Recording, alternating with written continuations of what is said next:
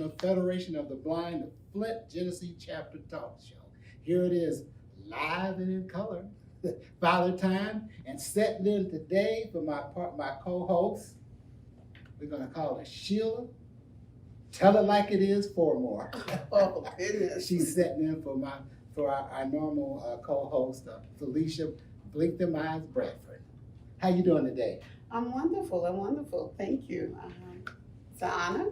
So I'm looking forward to today's show. Oh, yeah, me too. With you. We've been talking about this gala event and the STEM program that we're doing, but today we have a very, very special guest on Zoom, and her name is Alice D. She's a well-known broadcaster here in Flint, Michigan. I think she's known all over Michigan, to be honest with you. She's been in the business about 40 years.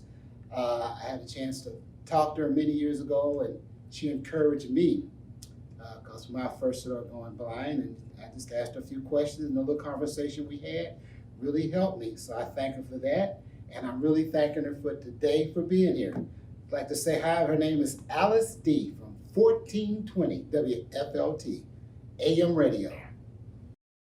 Okay. Well, you already introduced me, actually, as Alice D. from WFLT. I've been in the industry for 40 years, near about, and it's a pleasure to be with you and Sheila on this beautiful Friday afternoon. Thank you for allowing me to come and have a chat with you. Well, it's really our honor to have you, and we really appreciate this. And the thing that the reason I basically wanted you, we had been talking through the Federation, and there's a lot of us that are blind, but a lot of us don't really understand what we have to go through in order to get a position in life.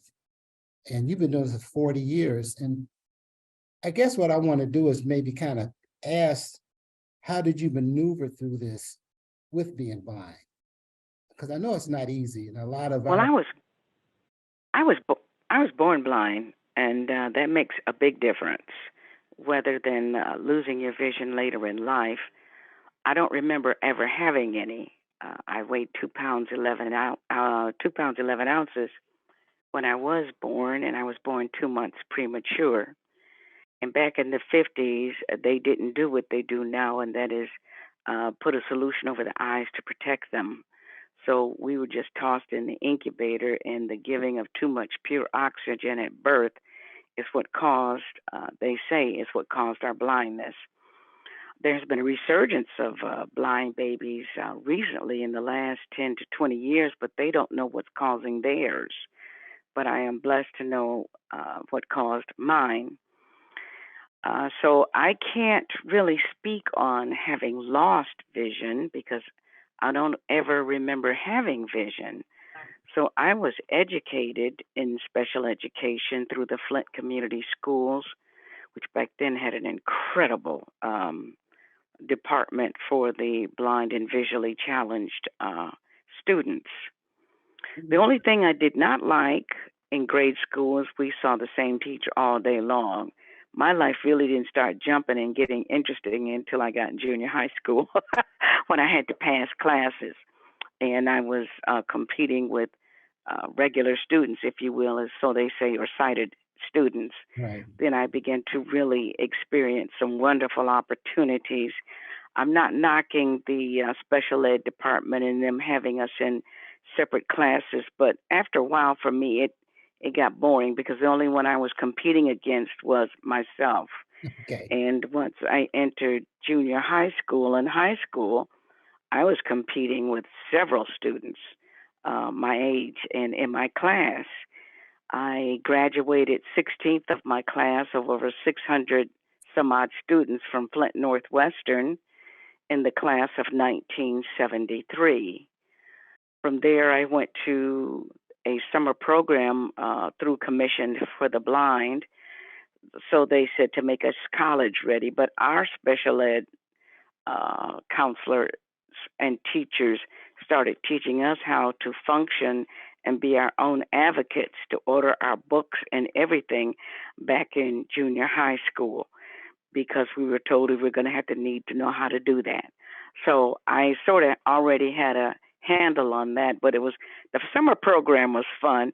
They gave us a stipend, and we had to spend that money. We only had at that time $35 a week to spend, Oh, wow. and that would include your breakfast, lunch, dinner, or whatever you wanted to buy with it. It was up to you, and you had a roommate. So my roommate and I, our families pooled our resources, and we had our little refrigerator stocked. We had everything. We had sodas and tea and juice, whatever we wanted, and we still had a little change left before we got our following week's stipend. So that was kind of fun. Alice, From you from there, know, I went to. let me ask Go you, ahead. the reason I was saying that, I've talked to a lot of blind people that have just went blind within the last 5, 6, 7 years. And Mhm. they were saying how the problems that they have trying to get jobs, trying to get reestablished in life. So I think, I guess what I'm trying to say is that there comes a point in time where whether you were blind from birth or being blind after vision, how do you sound like you are really blessed when Oh, you, I am. okay, so a lot of us have not had the same opportunity that you have, even for going to school. Just one of my co-hosts, she's had a lot of troubles with Mhm. with accommodations here in Flint. Other people just trying to go through the system. And I would just wonder, how were you able to maneuver? And it seemed like you did it so easy. It wasn't easy. Let me just say this: the way you go through the system is you have to be willing to fight and make some friends and enemies. Now we Um, talking. Okay. um, I am the first African American student to graduate from the Flint schools. So what happened to me first was all the cliches you hear your parents use when you're growing up. I'm fixing to go to the store, I'm fixing to shut the door, Yeah. I'm getting ready to do this, do that, whatever. They got wiped totally out of my vocabulary by the time I was in the fourth grade. Okay. So all the I'm fixings and I'm going to the store and all that stuff was sent downstream. So that was my first battle. Second battle was identity.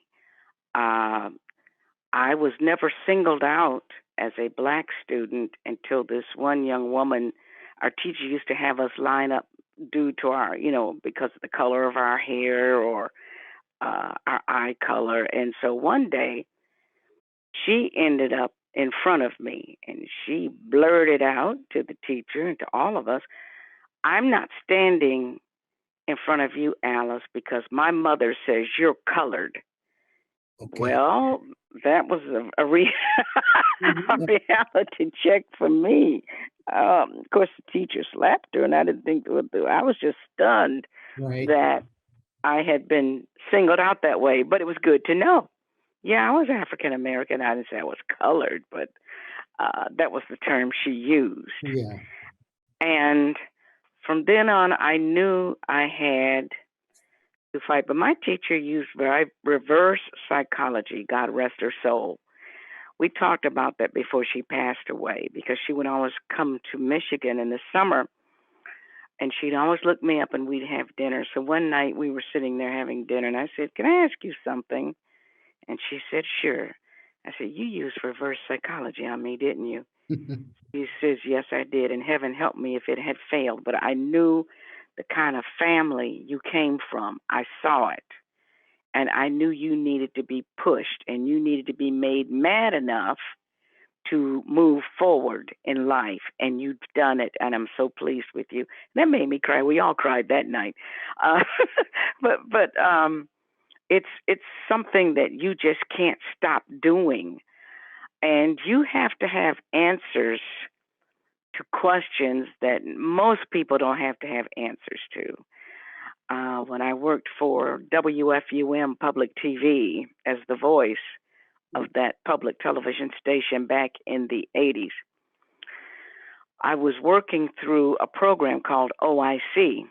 Um, and they were training me on how to do audio booth broadcasting for television, which is quite different than radio. Mm-hmm.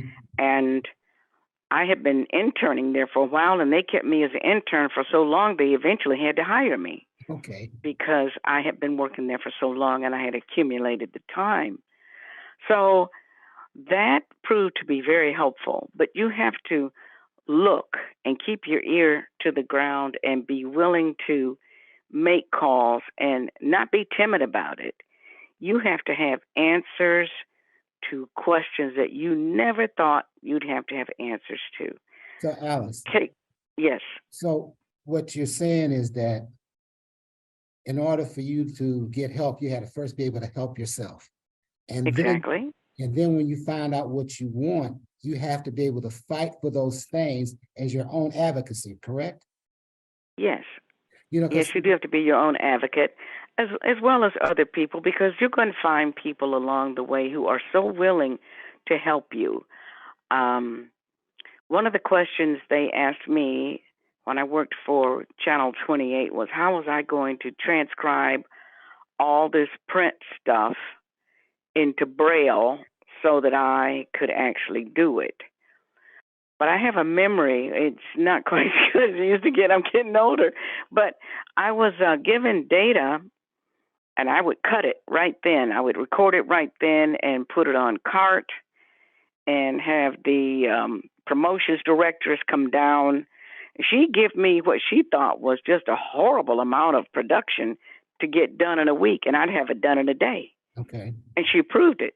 But see, I was also working radio at the same time, so it was just a challenge for me to be able to do it. And I met a real nice young woman who we are still very close friends even today, who was my student to work with me from U of M. And we produced the weekly community calendar and all kinds of stuff. We had a blast. Mm-hmm. But you have to relax, but be on edge enough, if that makes sense, to get what you want and to do what you want how you think it fits. Now, you may try it their way, and then you say, well, I got a better way. Can we try it this way?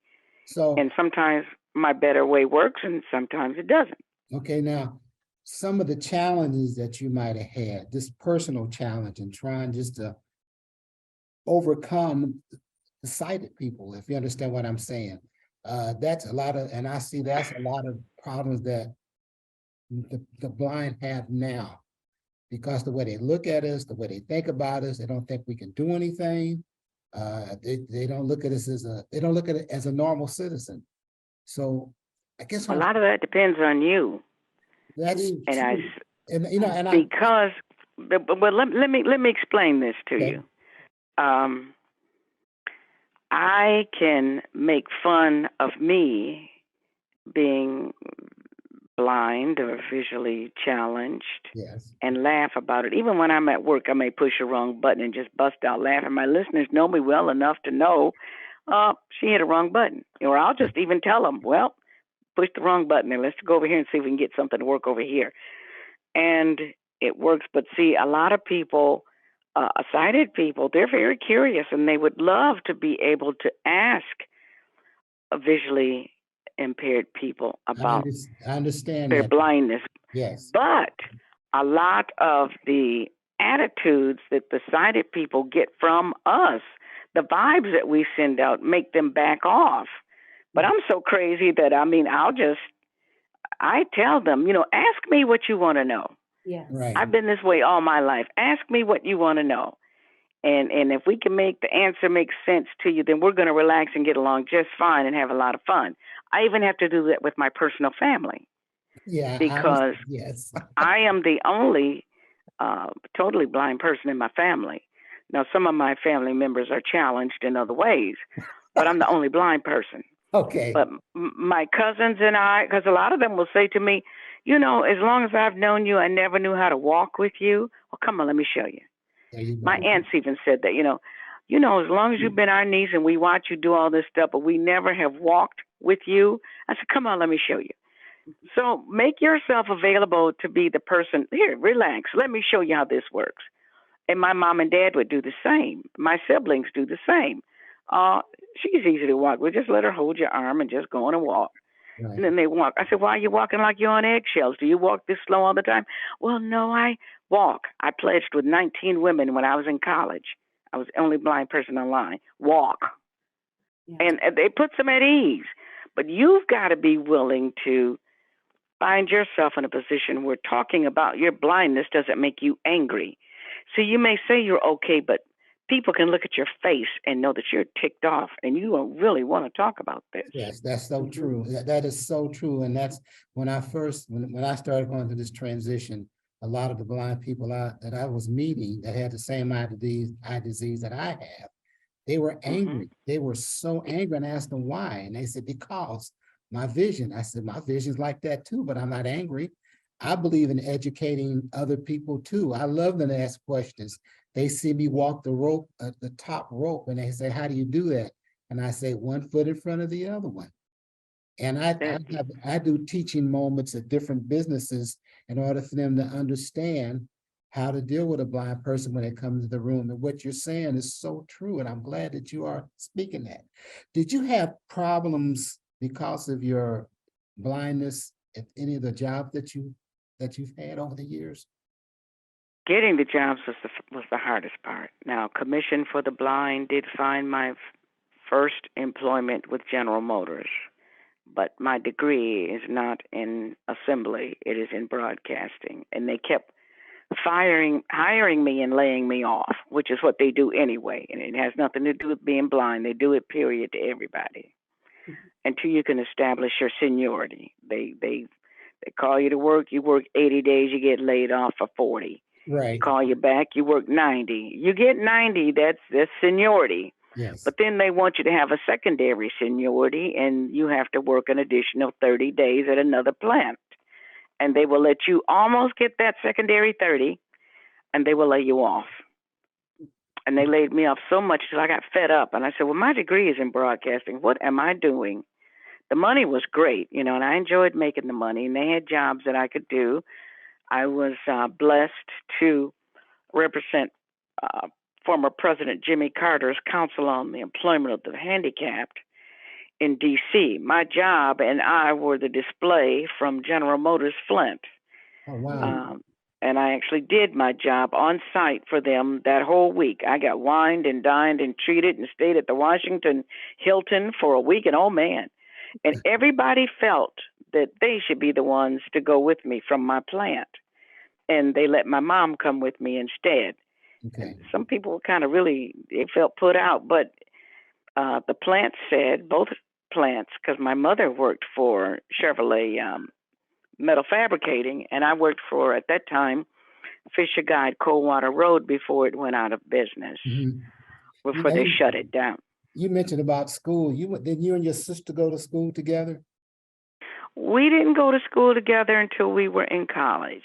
Okay. We both attended Michigan State. We are both graduates of the College of Communication Arts, but she was in journalism and I was in broadcasting.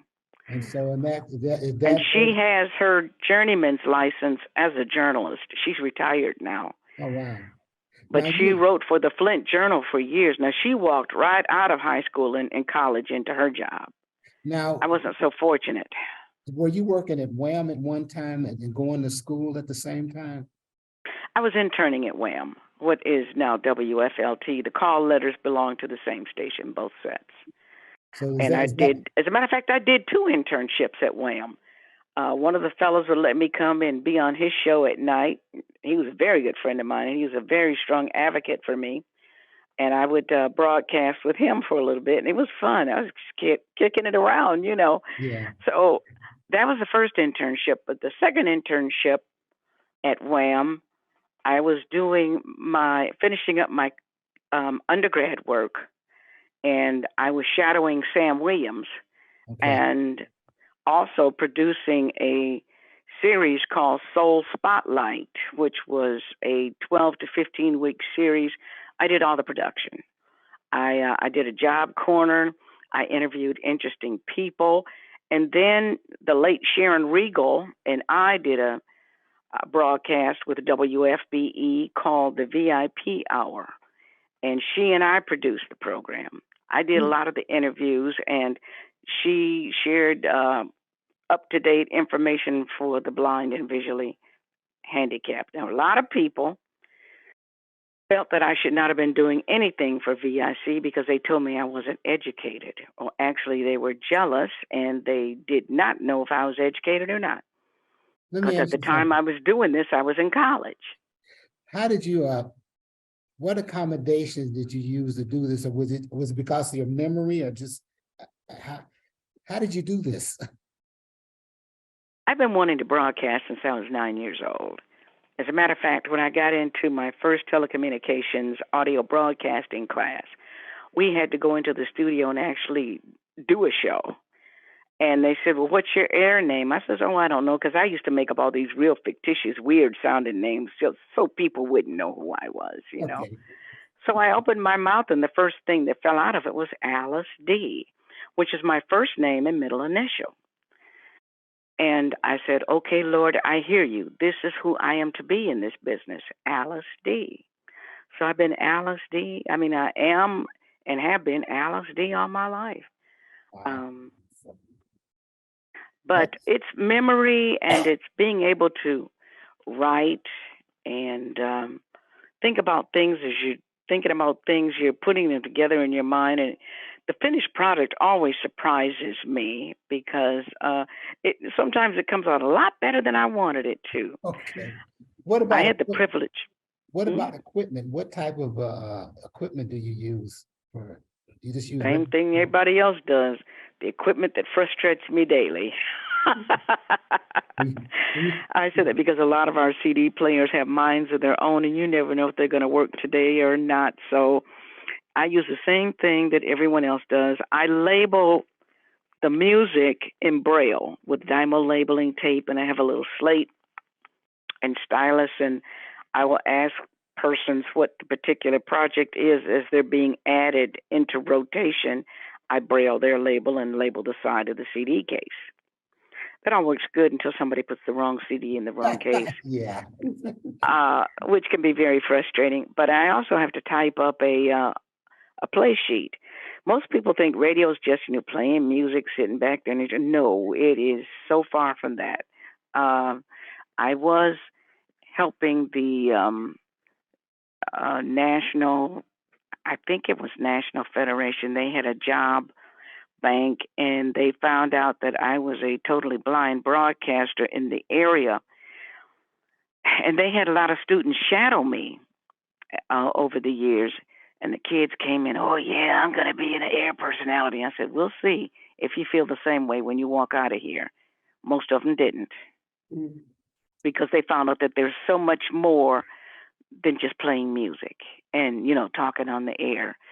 You got to keep up with your weather forecast, keep up with the birthday list, suggestions if you get any, type up your play sheet. All that stuff is constantly going on behind the scenes while you're working on air what people hear over the radio. You're doing other stuff. Yeah, you have done a lot of things. Were you in Essence at one time, or am I correct? Yes, I was profiled in Essence magazine in July of 1980 for my album collection, actually. And the person that did the article worked with me at DZZ when we first came on the air. She was one of the news people. Mm-hmm. And that particular article won her the National Essence Journalism Award for the year. And I was so impressed, and so was she. But it was an honor to have been profiled in Essence. You've also had one here in Flint, too, one of the magazines that did a story with you, didn't they? Oh, my goodness. I've been profiled, featured in newspapers, stories, the Journal, numerous occasions, CPSA Courier, just a lot of local publications have also done articles on me. Students have written papers on me down through the years. Yeah. I always tell the teacher, don't be mad at them if it doesn't read the same way as your last student's article did, because everybody has their own perceptions. There's one that I, that I would like for you to kind of go into. I heard something about the Smithsonian that you were in. yes, I'm in the story corner in the Library of Congress, the Smithsonian Library of Congress. Um, my best friend, who's just recently retired from the library, and Jason, you may know her, Wanda Harden. She's well known for her work here as well in the city. Um, she interviewed me, and that interview has been entered along with many others from nationwide into the Library of Congress Smithsonian Institute's Story Corner. So now, how will we get it? What will we have to do in order to reach that or read it? You would have to live. Well, one way would be to contact NPR because National Public Radio, from time to time, airs excerpts of people's story corner. But you can also log on to the Smithsonian Institute and look me up by name, Alice D. Evans. Okay. I think that's going to be some good read. I kind of think there's going to be a lot of people that's going to be checking. I actually have a copy of the Story Corners article. I have it on CD here at my house. Yeah. Is there anything you'd like to ask, Sheila? Well, yes, Ms. D. Well, when we think, I think of all of the accolades and all of the honors and the stories that I've heard and pieces that I've heard of you.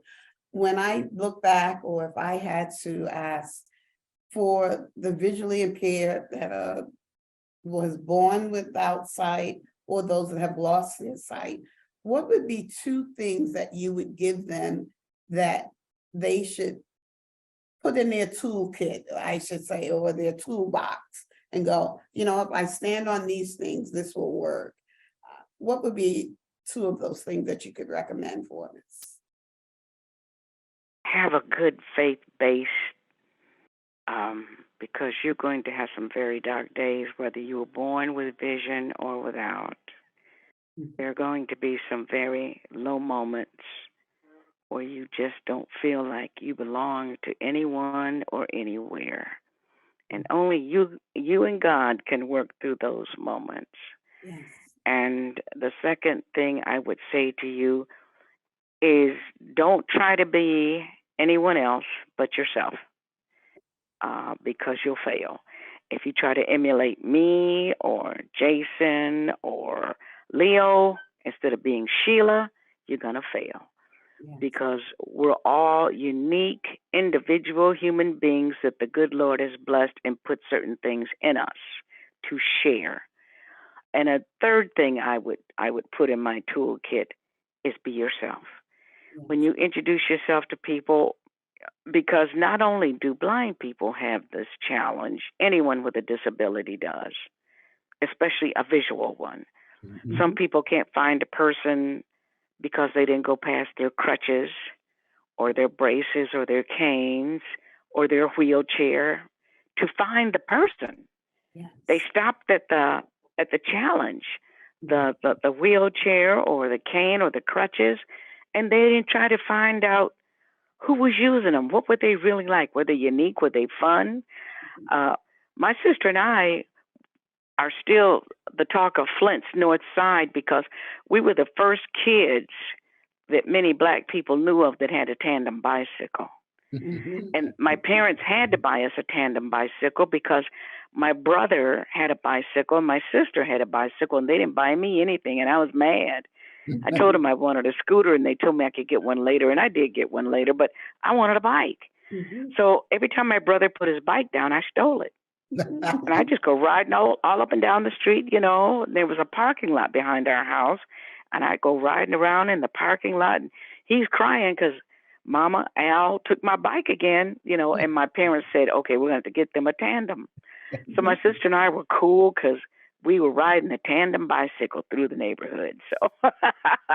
So I like that. So what you were saying, that you were riding the bike and you see your parents allowed you to explore. Because I tell a lot of the parents, I said, let them do what they want to do. And they'll realize. Our teacher told my parents that, told all the special ed students, let your kids explore, let them fall down, bust their knee open or crack their head or whatever they do. They will learn from the experience, but let them be kids There you go, right because we there. were kids, Mhm. and I have a lot of stories I could share with you. And when I tell people these stories, and my mother will confirm them, we lived in a two-family flat when I was very young, and it had a rose trellis that if you climbed it, you could get up on top of the house. I know where this is going. Do you really? I I did got it. Yeah, I did it about 3 different times. I think the last time, though, I really got my spirit broken because my daddy broke it good. Uh, but I would stand on top of the roof and let the wind blow through my hair. I didn't have much. And my best friend at the time was a deaf mute, and she would running and was yanking in my mom's clothes. And my mom's going, "What do you want, Pam? Do you want a cookie? Something wrong?" And she motioned for my mom to follow her. And when they got outside, she pointed up. And there I was, standing on top of the house. Mm. And my mother panicked. And she ran to get the landlord's ladder to get me down. So they got me down, and I said I wouldn't do it again. And I did it again. So she whipped me again. I went back up there the third time, but it was Daddy that brought me down this time. I didn't go back up there again. You know, I it's remember. it's really good to hear that, that it's you just did normal things like kids do. And I think And that's you're supposed to. well, and see, that's one of the problems. Like a lot of the parents, they keep their kids hid.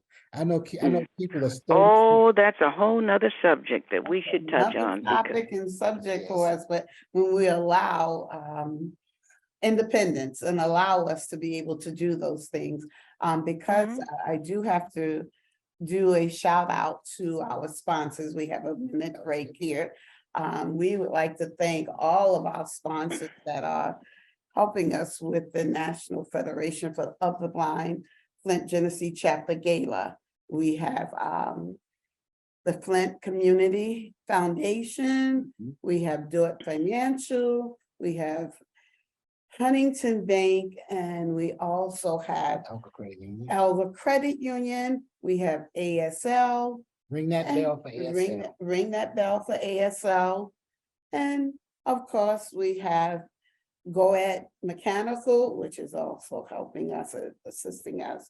So we thank all of you, and we Dart do Dart Federal Credit Union. yes, we did say that. I did. Do want to do a shout out for you for that. And we also want to continually thank WFLT and Ms. D for coming on with us and talking with us. And we hope that you will come back again with us and chat with us and share some more stories. Because we truly. We'll try to make that work, and maybe the next time I'll actually do it in person. Oh, that would be great.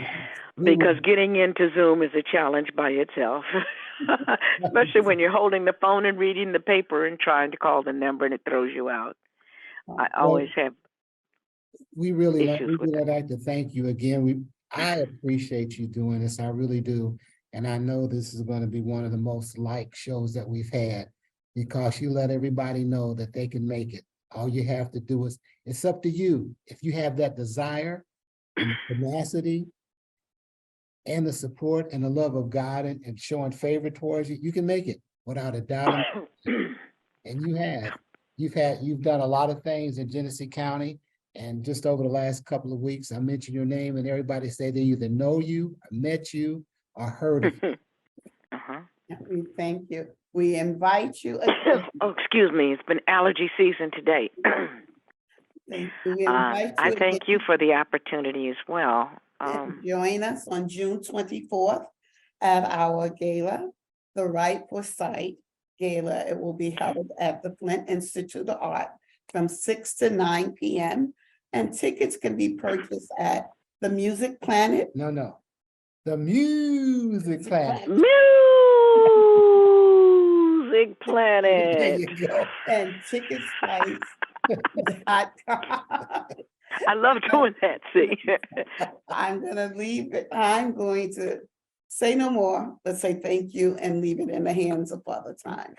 All right, again, I thank you so much. And remember, I'm putting on my top hat, putting on my black tie, and I'm stepping out June 24th at our gala for the Federation of Blind.